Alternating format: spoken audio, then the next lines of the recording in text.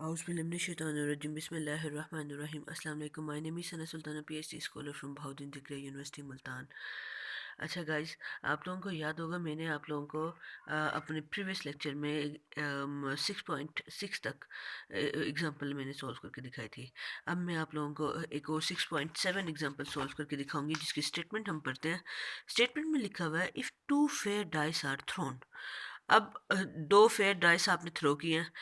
पिछले प्रीवियस में और इसमें ये फ़र्क है, प्रीवियस में हम लोग उसकी सैम्पल स्पेस नहीं ड्रॉ कर सकते थे, इसलिए हमने डायरेक्ट जो जो चीज़ें ज़रूरत की थी ना, वो चीज़ें हमने निकाल कर एन ऑफ एस निकाल लिया था। लेकिन यहाँ पर हम two fair dice are thrown, तो हम दो फेयर डाइस हम थ्रो कर सकते हैं, इनकी सैम्पल स्पेस बना सकते हैं। वन फेयर डाइस थ्रो करने की सैम्पल स्पेस बना सकते हैं, टू की बना सकते हैं, और उसके बाद जब थ्री बोलेगा तो उसके लिए फिर हम लोग डायरेक्ट हम फार्मूला यूज़ करेंगे। तो टू फेयर डाइस थ्रो करने की सैम्पल स्पेस हम बना सकते हैं। और फिर व्हाट इज़ द प्रोबेबिलिटी, और प्रोबेबिलिटी हमने निकालनी है इनकी और इनकी, इनको हम बाद में देखेंगे। पहले हम टू फेयर डाइस को थ्रो करने की सैम्पल स्पेस बनाते हैं, उधर से आपको एन ऑफ एस निकालना सिखाती हूँ और फिर बाकी सारे काम करना सिखाती हूँ। तो आज जो भाई सबसे पहले हम वही करते हैं, एग्जाम्पल है। एग्जाम्पल हमारे पास है 6.7। अच्छा, और इसमें दो फेयर डाइस हमने थ्रो करने हैं। ठीक है, तो हमारे पास हमारे पास क्या हो गया, सैम्पल स्पेस, जो कि हमारे पास फर्स्ट फेयर डाई है 1, 1 के साथ लिखना है, 1 2 के साथ लिखना है, 1 3 के साथ लिखना है, 1 4 के साथ लिखना है, 5 के साथ, 6 के साथ। अच्छा, ये मेरा फेवरेट काम होता था जब मैं करती थी ना। तो ना सबसे पहले ये बना लेती थी, और जब ये बना लेती थी सैम्पल स्पेस, और फिर इसके एलिमेंट्स आपने काउंट करने हैं। इसी तरह 2 1 के साथ, 2 2 के साथ, 2 3 के साथ, 2 4 के साथ, 2 5 के साथ, 2 6 के साथ, इसी तरह 3 1 के साथ। ये सारे काम आपने करने हैं। देखो, ये देखो, ये सैम्पल स्पेस आपकी बनी हुई है। 3 1 के साथ, 4 के साथ, 5 और 6 यहाँ तक आके भैया बंद हो जाएगी। तो जब हमारे पास ये हो जाए, फिर आपने एन ऑफ एस निकालना है। एन ऑफ एस का मतलब क्या होता है, number of elements in that set. तो ज़रा देखो कितने एलिमेंट हैं, 1 2 3 4 5 6। 1 2 3 4 5 6, 6 6 का होता है 36। तो ये देखो एन ऑफ एस हमारा इजीली निकल आया। तो जो मेरे प्रीवियस प्रॉब्लम था, वहाँ पर एंड ऑफ एस उस तरीके से निकलेगा, कम्बिनेशन वाले फार्मूले से, क्योंकि हम उसकी सैम्पल स्पेस शो नहीं कर सकते थे। तो ना, और इसकी इसकी इसकी आपने काउंट करनी है। जब भी हमारे सेट वाले कोई आएगा, सिंगल डाई आपने थ्रो किया, आपने कॉइन टॉस किया, और तो दो डाई हमने थ्रो किए, दो कॉइन हमने टॉस किए, तो उनकी सैम्पल स्पेस आप जिनकी आप बना सकते हैं उनकी आपने बनानी है, और एंड ऑफ एस उनका उसी तरीके से निकलेगा। तो अब मैं चलूँ अब अगले स्टेप की तरफ। अब हम रिमेनिंग पार्ट पढ़े इस क्वेश्चन का। What is the probability, probability निकालनी है किसकी, double six. Double six sample space में आपने डबल सिक्स ढूंढना है। आज जो लेट, वही वो जो हम लिखते हैं dialogue, let A be the event, be the event that, that अब यही लिखो, ए कहाँ है, double six, double six appear, आ double six appear, appear double six आए। तो आप जरा अपनी सैम्पल स्पेस में गौर से ढूंढो, तो मतलब ए आपका एक सेट बनने जा रहा है जिसमें सिर्फ और सिर्फ डबल सिक्स हो। तो डबल सिक्स का तो एक ही पेयर है, ये वो जो लास्ट वाला है। ये देखो सैम्पल स्पेस में डबल सिक्स का सिर्फ एक ही है, और अंदर ढूंढो डबल सिक्स कहीं भी नहीं होगा, सिर्फ यहीं पे खड़ा है। तो ए में कितने एलिमेंट आ जाएंगे, ए में सिर्फ ये एक ही एलिमेंट। तो एन ऑफ ए आप इजीली यहाँ से निकाल लेंगे, नंबर ऑफ एलिमेंट्स इन ए। तो ए में टोटल कितने एलिमेंट है, जस्ट ओनली वन। अब प्रोबेबिलिटी निकालने के लिए आपके पास फार्मूला क्या है, प्रोबेबिलिटी ऑफ ए क्या होता है, एन ऑफ ए ऊपर, एन ऑफ एस नीचे। एन ऑफ ए हमारे पास क्या है 1, एन ऑफ एस हमारे पास क्या है 36। बस यही आंसर है। चाहे तो इशारे में लिखो, चाहे तो इसे एज इट इज़ छोड़ दो। इसी तरह अब दूसरा देखते हैं, एक और उसकी फरमाइश देखते हैं क्या कहता है, अ सम ऑफ 8 और मोर डॉट्स, कि जो let B be the event, let be the event that, ये मैं जल्दी जल्दी लिख रही हूँ, सम ऑफ 8 और मोर डॉट्स, कि आपका सम जो है 8 आए और उससे ज़्यादा डॉट आए। जो भाई ज़रा गौर से देखो, अब ज़रा ऐड तो करो, ये देखो इन सारों को आपस में ऐड करो, 1 और 6 को ऐड करेंगे तो 7 बनेगा। ये देखो 1 और 2 को ऐड करने, 2 और 5 को 7, ये देखो इसे ऐड किया, सम आपका 8 आए और मोर डॉट्स आए, 8 8, 2 और 6 से 8 बनता है, ये देखो 3 5 से 8 बनता है, 4 4 से 8 बनता है, 3 5 से 8 बनता है, 6 2 से 8 बनता है। इसका मतलब है ये सारे और मोर और इससे बड़े वाले भी, ये सारे आ जाएंगे उस सेट बी में। तो आ जाओ ज़रा आओ, बी में हमारे पास कैसे एलिमेंट आएंगे, बी में आएगा 2 2 6 3 5 3 6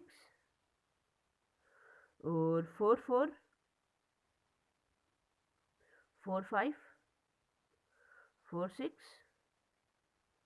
अच्छा 5 3 5 4 5 5 5 6, अच्छा, और फिर 6 के बारे में, 6 6 2 6 3 और 6 4 6 5 6 6, बात ख़त्म।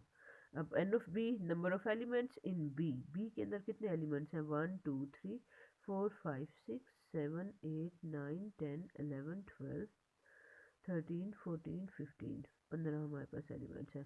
तो प्रोबेबिलिटी ऑफ बी हमारे पास क्या हुआ, एन ऑफ बी ऊपर, एन ऑफ एस नीचे, एन ऑफ बी हमारे पास है 15 और ये है 36, कटिंग होती है तो कर दे, नहीं होती तो छोड़ दे, होती है 5 4 12, 5 बाय 12, तो ये हमारे पास हुआ ऐसे। तो ये हमारे पास एक और क्वेश्चन भी सॉल्व हो गया। मुश्किल है, अब इसके अंदर वो जो डाई वाले हैं, कॉइन्स वाले हैं, कॉइन्स की भी सैम्पल स्पेस बन सकती है, डाई की भी सैम्पल स्पेस बन सकती है। तो वो वाले क्वेश्चन है, ऐसे सिंपल ही क्वेश्चन है प्रोबेबिलिटी के, वो आप लोगों ने खुद सॉल्व करने हैं। जरा जल्दी जल्दी इसको देखते जाएं। 6 white balls and 4 black balls, आ जाओ ज़रा अगली ये एग्जांपल का ज़रा बायोडेटा तो लिखे इधर, क्या कहता है,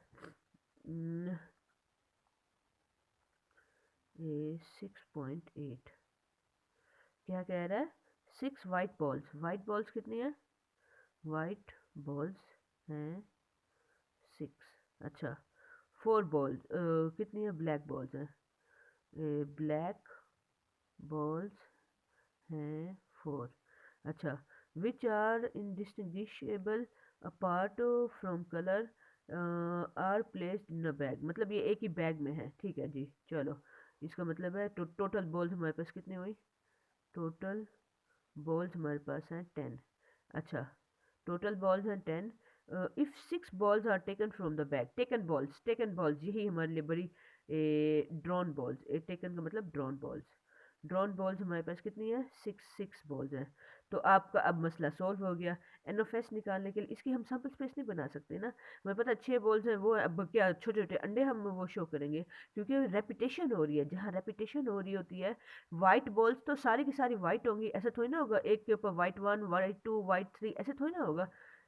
जब सेम हो, एक ही नस्ल की सेम हो, तो वहाँ पे सैम्पल स्पेस नहीं बनती होती, वहाँ पे ये वाला काम नहीं करते होते। तो यूनिक थोड़ी ना है सारे, सारे वाइट सेम है, ये भी ब्लैक सेम है, इसलिए वहाँ पे सैम्पल स्पेस, इसलिए डायरेक्ट हम क्या निकालते होते हैं, कम्बिनेशन लगाते होते हैं, 10C6 आप लगाएंगे तो आपका वो निकल आएगा, ये देखो उसने निकाला हुआ है 210, इसका आंसर है। अच्छा, तो यहाँ से तो एंडोफेस्टो का तो मसला सॉल्व हो गया। अब उसकी आगे फरमाइशी पढ़ो, find the probability that there being 3 white and 3 black. तो आ जाओ भाई, let A be the event, वो खुद वो इंग्लिश में आप लिख लोगे ना, लेट, चलो वहाँ वो भी लिख देते, let A be the event, be the event, तीन वो हैं that the event that 3 white balls and 3 black balls, white balls and black balls. तो ना एन ऑफ ए हमारे पास क्या हो गया, white balls, total white balls क्या है हमारे पास 6, उनमें से 3 आई। एंड का मतलब होता है मल्टीप्लिकेशन, और टोटल ब्लैक बॉल्स हमारे पास है 4, 4 सी 3। तो अब आप इसे सोल्व करें, ये देखो निकला हुआ है। इसको सोल्व करने के बाद आंसर हमारे पास 80 आ रहा है। अब आपने प्रोबेबिलिटी निकालनी है ए की, तो हमारे पास हो जाएगा एन ऑफ ए ऊपर और एन ऑफ एस नीचे। एन ऑफ ए का आंसर ऊपर और एन ऑफ एस का आंसर नीचे। 80 और 21, 0 0 0 से कैंसिल हो जाएगा, 8/21 हमारे पास आंसर है। ये देखो है। इसी तरह अब एक और आ रहा है, a fair die is tossed. एक डाई आपने टोस्ट किया, find the probability that number on the face is not 6, upper face is not 6। वो कहता है एक डाई आप थ्रो करो। डाई अगर मैं थ्रो करना हूँ तो उसकी सैम्पल स्पेस बना सकती हूँ। एग्जांपल है ए 6.9। तो die throw, single die throw करने की सैम्पल स्पेस है 1 2 3 4 5 6। ठीक है, तो एन ऑफ एस आप निकाल लेंगे। एन ऑफ एस हमारा है 6। अच्छा, find the probability that the number on the uppermost face is not 6।